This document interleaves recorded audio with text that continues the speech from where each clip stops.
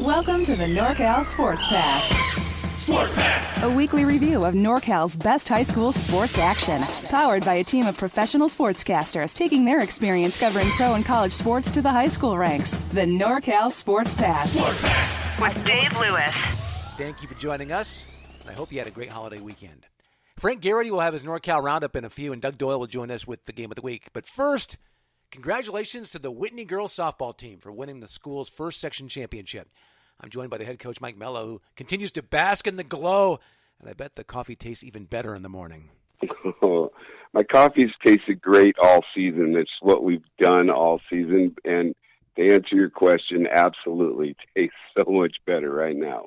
Now, you had this a bit of adversity, Coach. You lose big time to Tracy, 11-0 on Friday. That snapped a 12-game winning streak. And a lot of folks are going to have that big, win one for the Gipper thing or, have some big emotional speech. But your girls were pretty low-key about it, and they kind of bounced back from that in a different way in terms of their emotions.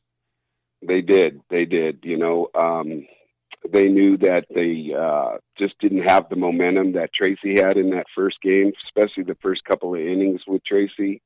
And what we did was the girls, we just told them, hey, just go back to doing what you're doing. Everything's going to be fine. You got this. And after they had their little meeting, they said, we're going to go to the bathroom and we're going to go wash off that game. So they all went in, they fixed up their hair, they washed their hands and face, washed that game away, came back. And when we started to warm up for the second game, they looked at me and said, Coach, we got this. I said, I know you do. Let's go get it now.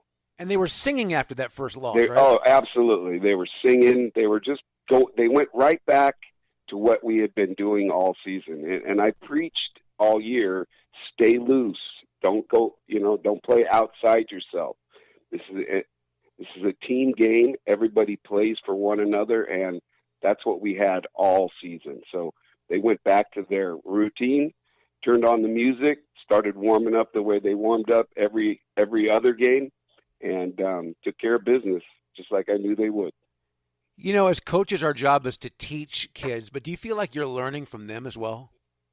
I'm learning so much from them. Absolutely.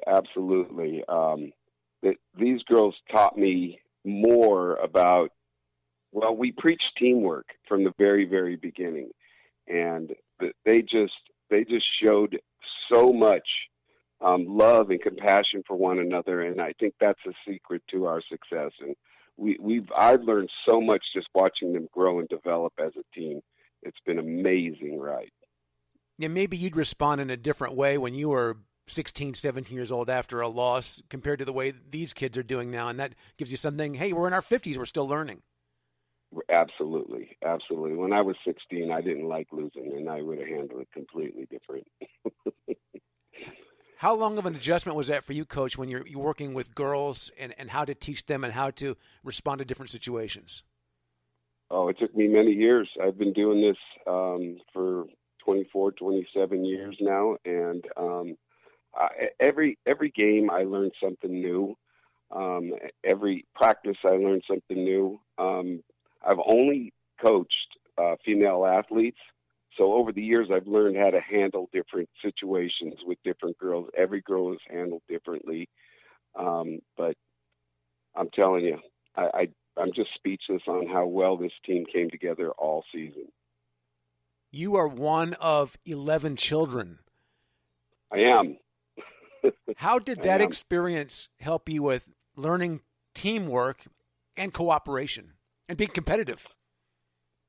Oh, well, when you have 10 brothers and sisters, we were all competitive. My family were Portuguese, so most of my siblings played a lot of soccer, and they still do. They play a lot of soccer, and I wasn't into the soccer thing. It was too much running for me, but we've always competed against one another in every sport and everything we did. And it was a family competing against each other. So it was different, but we learned how to compete together, and we learned how to play together, and we learned how to, stay together as a family. And that's the important thing, is staying together and playing as a family, as one unit. Learned a lot from that. Where are you in that picking order of 1 through 11? Oh, Thanks a lot. I think I'm number 6. I'm number 6. Well, number 1 after your big victory capping that 26-6 season began with the victory over Sheldon. You win the brutal Sierra Foothill League and then go 5-1 in the double elimination section tournament. What's it mean to you, Coach, to be the first section champion in school history? I really haven't. That hasn't sunk in on me yet. It's an honor, and I'm just completely honored to be the first to do that. But like I tell everybody, I'm the head coach, yes, and I know everybody's going to say everything about the head coach, but it was an effort from everybody. That starts with our athletic director, Jason Forbach, supporting us all the way. And then my assistant coaches who showed up every practice, every game, and brought his intensity to with my assistant coaches, I'm the big yeller and screamer, and he's the voice of reason. So we work perfect together. And it hasn't sunk in on being the first, but it isn't just me, it's everybody involved, the faculty at Whitney High School. The support was enormous from everybody. And just rooting for us. Our AD came out to every single home game, showed up for every single playoff game with us. The faculty showed up at games. It was amazing. So I'm the head coach, but the credit goes to everybody that was involved in this season. What about your senior leadership? Let's give some love to Maisie McKenzie, Sierra Claire, and Ashley. What they meant to the program. Those are my rock right there. As you heard probably, I brought them up as freshmen when I first took over the program. I said, there's 4 girls that I'm going to bring up, and they've been with me ever since the very beginning, and those are my rock. The twins, their stats speak for themselves. I think Maisie ended up batting .533 for the season. Mackenzie was well over 400. Claire, what a rock in the outfield. She made some amazing plays all tournament, all season for us. Ashley Williams, I got to give love to Ashley Williams. Ashley Williams is the leader in the dugout. I don't typically pick team captains, but let me tell you, if I had to, it would be Ashley Williams, because with her intensity in the dugout and getting this team to rise up, even if we're losing in a game, she has the intensity to bring this team to the next level, as far as just encouraging them and yelling and screaming and cheering. And she's amazing. These 4 kids have been amazing for me for the last 4 years, and I'm going to miss the heck out of them, let me tell you. Hey, Coach, anything I left out before we go? Yep, one more thing. Go Cats! I like it, man. Congratulations. Awesome. Thank you very much for the call, my friend. I appreciate you. Thanks again to Whitney softball coach Mike Mellow, and congratulations on a great year. Underhand to overhand from the Sac Joaquin Section Baseball Championships. Oakmont won a section title for the first time since 2000 with a 4-3 win over Del Campo. It was another milestone for head coach Paul Martinez, who now has won section titles at 3 different schools. San Juan back in the 90s, Del Campo in 2013, and now at Oakmont. Vacaville repeated as D1 champions with a 5-2 win over Jesuit to cap a 31-2 season. Ponderosa won the D3 final with a 5-4 win over Buhok Colony on a walk-off single in the last of the 7th. Now with more, here's Frank Garrity. It's a game that all high school football fans will have circled on their calendars. Confirmation coming last week that 2 perennial national super teams will do battle to open the 2019 season, as De La Salle will welcome in St. Thomas Aquinas from Fort Lauderdale, Florida. That game on August 23rd. The Spartans, who come off a 12-1 season, which saw them finish as runners-up in the CIF Open Division, are loaded again. They'll bring back junior quarterback Dorian Hale and running back Shamar Garrett and James Kobe, as well as receiver Grant Daly. St. Thomas Aquinas, meanwhile, went 13-2 last season. These schools have met just one other time, De La Salle losing back in 2011. Celebrating a first-ever Central Coast Section Girls Track and Field Championship, Menlo High School. Among the top medalists were sprinter Michelle Louis, Alexandra Chand, who runs hurdles, and a trio of distance runners, Charlotte Tompkinson, Kyra Pretree, and Lauren Hamilton. Tompkinson claimed gold in the 800 meters and captured the bronze at 400 meters, gold in the 1600 for Pretree. She says she simply put the hammer down on the last lap to blow past the field. Louis, Hamilton, Pretree, and Tompkinson put the exclamation point on the proceedings by finishing second in the final girls event of the night, the 4x400 relay, as they set a new personal record. Menlo beating out San Lorenzo Valley and Silver Creek, who tied for second. In the CIF Central Coast Boys Golf Championships this month, Jack Streck and Matt Kress of Bellarmine each carded a 71 to share the Regional 1 crown by one stroke over Anton Huang of Lynbrook and Harker's Bradley Liu and Matthew Adams of St. Francis. In Regional 2, Sebastian Iqbal of Pioneer and Nathan Wong of Mitty tied with a 70, winning by one over James Berger of Gunn, Jiwoo Park of Stevenson, and Valley Christian's Gregory Lee.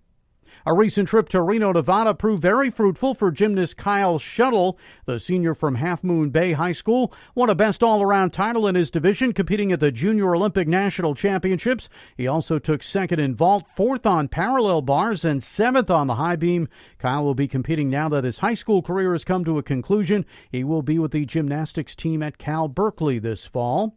At this year's Pacific Coast Athletic League Championships, Jake Dorn of the Carmel diving team scored 509.45 points to break the 11-dive school record, which had been 506.2 points set by Grayson Hudson in 2009. San Mateo High School saluting their athletes of the year. Swimmer Emma Lepasova, who will be going to college at Northwestern. The other student-honored football player and wrestler William Bradford. He will compete at the next level at UC Davis. Congratulations to the Central Coast Section badminton winners. The boys singles champ Omkar Lankar of Wilcox. Girls singles went to Shira Chakalingham of Cupertino.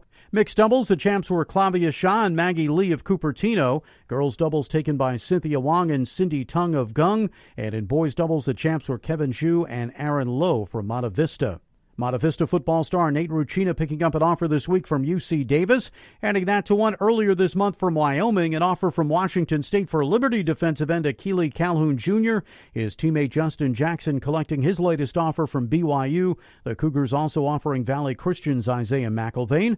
A great job recently by the Bradshaw Christian baseball team. 15 players from the squad came out to help run the EGYBL All-Star tryouts for this year's Cal Ripken Little League All-Star team. The players helped out their coach running different stations so the coaches could concentrate on getting a good look at the potential All-Stars. A fantastic way to motivate younger players who certainly look up to their varsity heroes. For Sports Pass, I'm Frank Garrity. Sports Pass.